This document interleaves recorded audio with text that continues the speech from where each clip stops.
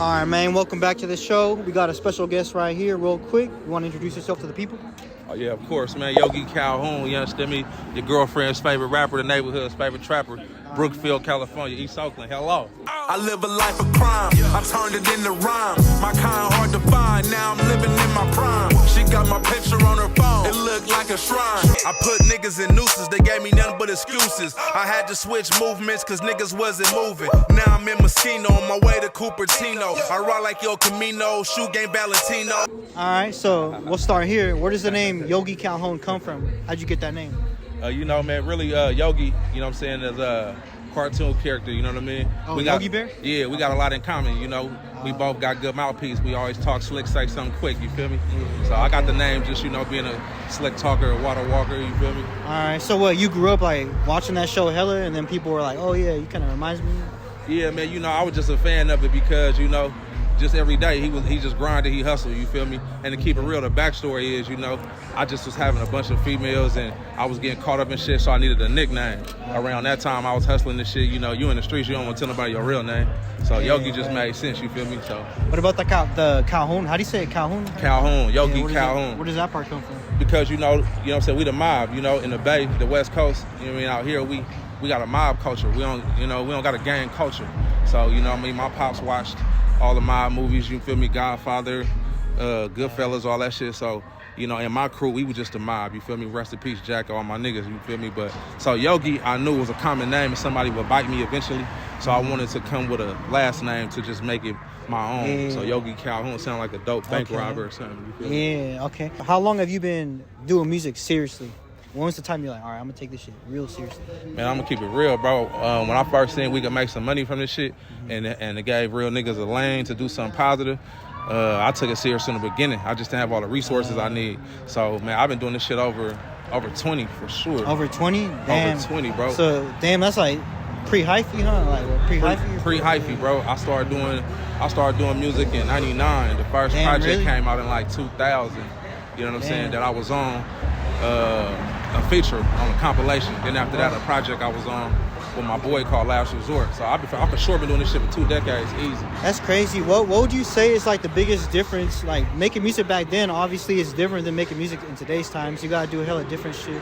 What's the main difference that you see back then, like the early 2000s, compared to right now in terms of like being an independent artist trying to push your music? It's really just the documentation. You know what I mean? Back then, we didn't have outlets like Instagram, Facebook, you know what I mean? So it's easy for people to see everything. You had to be outside.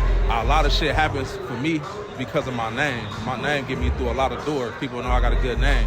So these days you could kind of create a lane and create a look, create an image and push it to the world and you can get on with that. And that's dope, you feel me? Like I ain't gonna lie, you know, you gotta evolve. So I like it, you know what I mean? But I think the easiest thing now is just access, you feel me? Everybody is at the click of your phone. Okay, how were you able to establish that name? Because you said like your name was credible, people were fucking with it, but how were you able to get to that point and establish that? Honestly, man, I'm from Brookfield. I'm from a well-known neighborhood in East Oakland, and my family, you know what I'm saying, legacy had me in positions where I was already a person of status and of honor, and me just being outside, being my normal self, all the rappers started acting like street niggas, and that's me being a street nigga, that just made it easy for me. So when everybody started being street niggas, so the street niggas gotta be able to rap, right? And luckily I was just good at it, and I got my mouthpiece really from talking to girls, you feel me? Trying to get that number, trying to get them to entertain my game, you feel me? You slick with it? Yeah, you know what I mean? But, yeah. Was there like an OG that influenced you growing up in the Brookfield, or like, how were you able to get that game in the first place? It's just Oakland. I didn't even know I had it. I got it organically. I just always had easy access, always had things came real easy to me that would probably come harder to some people. And I got it unconsciously. For one, it's in my DNA. It just comes up, you feel me? Some of the things I do just mimic my dad, you feel me? Like, you know, my natural love for diamonds and jewelry. My pops had the same thing. He was fly, you know what I'm saying? He had whips and cars, and then the rest of it, just being around it. You know, you become a product of your environment, you know what I mean, honestly. So what made you want to be a rapper for real? What was it? I went to an E40 concert in San Jose. And this is the 90s? This 90s? Like, yep, end of the 90s. I went to a bomb concert. I was already rapping. Oh, really? The short answer is I was around some people that was just rapping and I just started doing it. Me personally, I was a little more authentic than them. they had to want to, but I had the credentials, you feel me? And that got my mind going. After that, I went to a concert and seen E40 perform in San Jose. And they was up there gigging, having fun, him and the Mossy. And I said, that shit look fun, bro. Yeah. You feel me? And if I could get paid to do that, I got to go for it. Yeah, okay. Yeah, that kind of similar, I ain't gonna lie. Because I remember I went to my first Rolling Loud show, and I seen like Mossy and them up there. I was like, oh yeah, shit, I'm trying to be up there one day. That shit. Just catch you Yeah, up. yeah, exactly. I was like, all right, I gotta be in the music industry. But what, I asked you earlier about like what being a rapper in the 90s versus in the 2000s versus now, but what do you think about just like the rap game in general, how rap changed from like the 2000s to what it is now in terms of like how the youth is fucking with it, like what's popular? Good, great question. I'm a Libra, so I'm well balanced. You know, I can see the shoes of both parties. And in reality, blood, I love the game evolving and growing, and I acknowledge and understand why people complain about what's going on now. Earlier in the game, the Bay Area, we had lights on us. So you always heard people say, man, they taking our lingo, they taking the way we move and groove, right? It's because we had a platform, people seen the Bay. But now, our youngsters look at all these platforms, you feel me? Instagram that we was talking about, YouTube. Now they can see other people, and now they get influenced. So people don't like how the gang culture is coming into the Bay, and that's then, you know what I mean, took over the youth, and that's what they on. Me personally, we was mobbing. It's the same. It's a different version of gang banging the way we was doing it. Morals, principles, moving in a circle. It's just that, you know, I don't hate nothing but poverty. You feel me? If it's a way for you to do something positive and get you some money, I support it. But you know, I mean, I love it, man. I don't hate nothing. You feel me? I like what they doing. You feel me? So anybody doing something, I be want to do it with them. You feel me? I get money with all my friends. Whoever doing something, I like it. I get with it. So it's different, but you know what I'm saying? I don't dislike it. Okay. Yeah. What would you say is your biggest experience that you've had as just being a rapper or an artist that you were like, oh, I gotta take this shit more seriously? Like maybe it was like you performing in front of a big audience, or like people coming up to you and be like, oh shit, your shit goes crazy. What was like the biggest moment for you in your artistry? As an independent rapper, my label is 712, 7 days a week, 12 months a year. That's my brand. That means forever. You know what I mean? No artificial colors and flavors, right? Me just doing that from the ground up in the Bay, it could become monotonous. It could become like a hamster wheel. It'll feel like you can keep doing your thing. I made a mixtape called Money in the Basket with the Demolition Man, and it gave me notoriety. In the Bay, we have peers. When we go on the road, you do these tours. I went out of town. I went to Texas. I got a song called Gucci Backpack that made it on the radio. It was going crazy. It was popping in the clubs first. I was making it rain, just feeling myself like they playing my music. And then after that, the radio picked it up. And I started getting booked by the college crowds and the colleges and shit like that. So my thing was, nigga can't tell me nothing now, because I done made money off the music, and I know for a fact I got it. So that's where the confidence come from. At first it was just just doing it just naturally, but when they confirm you that you got it, you know what I mean? So I think that was the biggest moment. I done had a lot of moments, but that was the one that really sealed it for me. Okay. Yeah. That makes sense. All right. In that case, yeah, so now fast forward to 2024. Actually, no. First of all, I'm gonna go back to this. So you said you had a label. What was the name of the label again? 712. So what is the goal of 712? What's the purpose of that? What's the goal? What are you trying to accomplish with that? Initially, it was just to provide structure to my art, but it grew into a platform where I want to give opportunities for people, you know what I mean, to keep going. So, I done did movies. Anything that a major artist has, I got. I got a movie. I got a clothing line. I got, merch. You know what I'm saying? I got everything going. So it's basically just to be independent, be able to bust my own moves. But it's really to give opportunity for other people. Because I got a lot of relationships. I can do a lot of shit on my own. You know what I mean? But it's about, putting other people on. Okay. I have another question too then. So why do you think you adapted that mindset to where it's like, because honestly, like I feel like a lot of artists, they be kind of all in it for themselves, but a select few, they kind of be more like, nah, I'm trying to put my people on. What do you feel like made you think that way, to have that mindset? Because it's a look at me game. So a lot of artists is selfish. A lot of artists is, attention whores. So they all want the attention on them. I got the mind state because I started on accident. I really wasn't writing raps. I was around some people rapping, doing shit in my head. Like, okay, just because I was bored. I was with my big cousin doing shit in my head. So I was always under people coming up, and I seen lanes like, why they don't do this? or they should do that. You know what I mean? So when I got in position, I'm like, this is what an artist would want. This is what somebody would want. So, you know, pass the ball, you know what I mean? Light other candles, man. You know what I mean? I respect what the Jewish people do with Hanukkah and the mind state about that. But one candle could light all them other candles.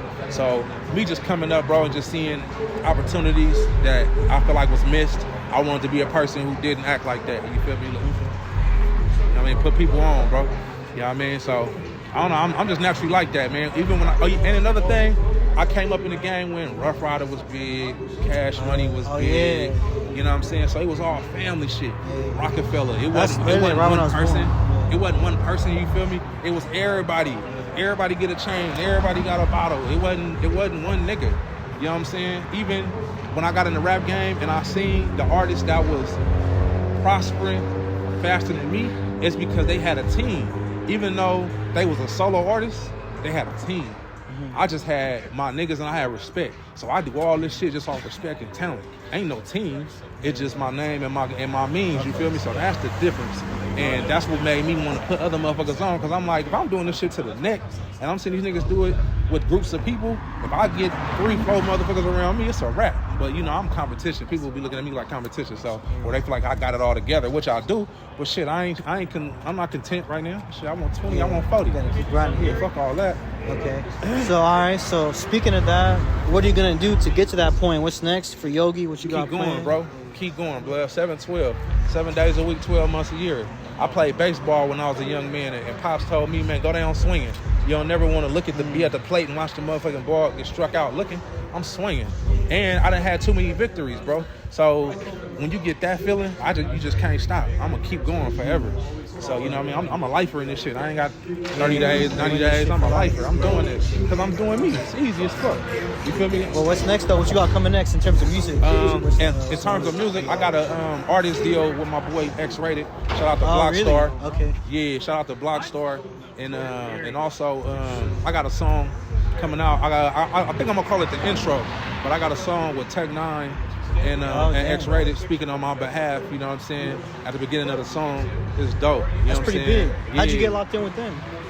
X-Rated came home and he was in a halfway house and he got parole to Oakland. And my cousin, you know what I'm saying, was in there, and my cousin, you know what I mean, got a relationship with him, and they became friends, and you know, my cousin spoke me up. And then X-Rated looked me up, and you feel me? I had history with people from this neighborhood, so they spoke good on me, and you know what I mean? He wanted to meet me, and when we met, it was beautiful, you feel me? As soon as we met, it's just organic energy, you feel me?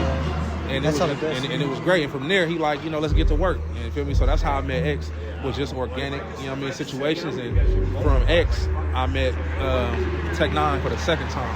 I met Tech 9 years ago at a show, you know what I mean? We both was a part of the regime at one point. And we met then, but then, you know, in another life, we meet again. You know what I mean? So organic, I say just stand on it. Yeah. So, all right, before we wrap it up real quick, let the people know how can we find your music, what you got coming, etc., what you tune in for, how can we look you up, etc. Man, first of all, big shout out, you know what I'm saying, NorCal next up, bro. I told Jack a long time ago, I said, bro, the Bay, we need outlets, we need platforms, bro, so salute to that. But what I got coming up is more structure. I got more music on the way. I have a ton of music. I'm independent, so I always got something out and I got something coming. So go look at my movie, Born Alone, Die Alone. It's on YouTube right now. Go download all the music on all of the apps, you know what I mean? I'm already in your pocket, man. Whatever you stream music on, Yogi Calhoon. Spell it correctly, Calhoon. 2 O's like 2 ounces. You know what I mean? Not the O-U-N, you know what I mean? That's normal. I didn't want to do that. So, and we're going to link it in the bio, too. We're going to link it. So thank you, bro. Thank you. Right now, what's going crazy for me is my record, All the Shit. That's going up, you know what I mean? Over 100,000 streams. Then I got a song with DJ Fresh doing numbers called Been So Long. So right now, I'm just making designer music, bro. I've been just working off with my resources and what I had, but now I got all the tools. I got mechanics, I got DJ Fresh, I got Tech 9, I got X-Rated, you feel me? I got everybody in my corner, so I'm just pushing, bro. That's some good people to have in your corner. Yeah, for sure. Man. Yeah. You know what I mean? So now I just need NorCal next. Now NorCal next. Now, yeah. See? If you dropping, yeah. On mamas, bro.